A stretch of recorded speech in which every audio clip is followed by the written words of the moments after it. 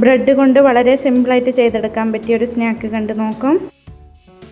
അപ്പോൾ ഇതുണ്ടാക്കിയെടുക്കാനായിട്ട് ആദ്യം തന്നെ 3 മുട്ട പൊട്ടിച്ചെടുക്കാവുന്നതാണ്.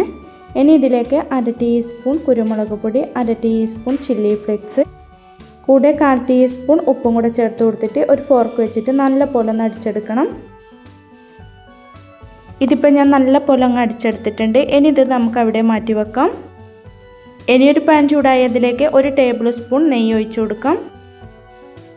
ഇനി ഈ നെയ്യ് എല്ലായിടത്തേക്കും ഒന്ന് ബ്രഷ് ചെയ്ത് കൊടുത്തതിന് ശേഷം 8 പീസ് ബ്രെഡ് ഇതുപോലെ ഒന്ന് കട്ട് ചെയ്തതും കൂടെ വെച്ച് കൊടുക്കുന്നുണ്ട്.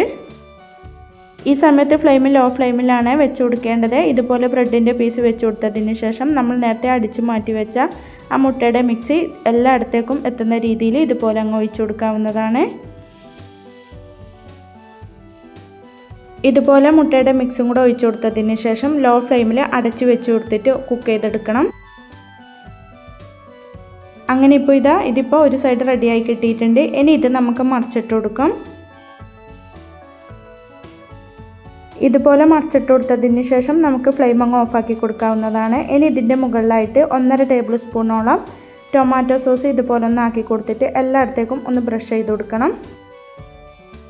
പിന്നെ ഇനി ഇതിൻ്റെ മുകളിലേക്ക് ഇട്ട് കൊടുക്കേണ്ടത് കുറച്ച് മൊസറല്ല ചീസാണ്.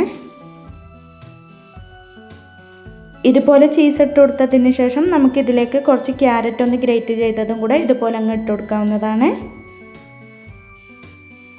ഇനി ഒരു കഷ്ണം ടൊമാറ്റോ ഇതുപോലെ കട്ട് ചെയ്തതും കൂടെ വെച്ച് കൊടുക്കുന്നുണ്ട്. ഇതിൻ്റെ അകത്തെ കുരു മാറ്റിയതിന് ശേഷമാണ് ഇതുപോലെ കട്ട് ചെയ്ത് വെച്ച് കൊടുക്കുന്നത്.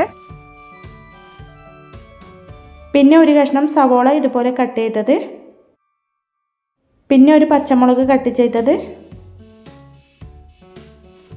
ഇനി വീണ്ടും കുറച്ച് മൊസറല്ല ചീസും കൂടെ ഇതുപോലെ അങ്ങ് ഇട്ട് കൊടുക്കണം. ഇതുപോലെ ചീസും കൂടെ വെച്ച് കൊടുത്തതിന് ശേഷം ഇതിൻ്റെ മുകളിലായിട്ട് കുറച്ച് ചില്ലി ഫ്ലേക്സ് ഇതുപോലെ അങ്ങ് വിതറി കൊടുക്കുന്നുണ്ട്. ഇനി ഫ്ലെയിം ഓൺ ആക്കി കൊടുത്തിട്ട് ലോ ഫ്ലെയിമിൽ അടച്ച് വെച്ച് കൊടുത്തിട്ട് ഈ ചീസ് ഒന്ന് മെൽറ്റാകുന്നവരെ കുക്ക് ചെയ്തെടുക്കും. അങ്ങനെ നല്ല ടേസ്റ്റി ആയതും ബ്രെഡ് വെച്ചിട്ട് വളരെ സിമ്പിളായിട്ട് ചെയ്തെടുക്കാൻ പറ്റിയ ഒരു സ്നാക്ക് ഇവിടെ റെഡിയായി കിട്ടിയിട്ടുണ്ട്.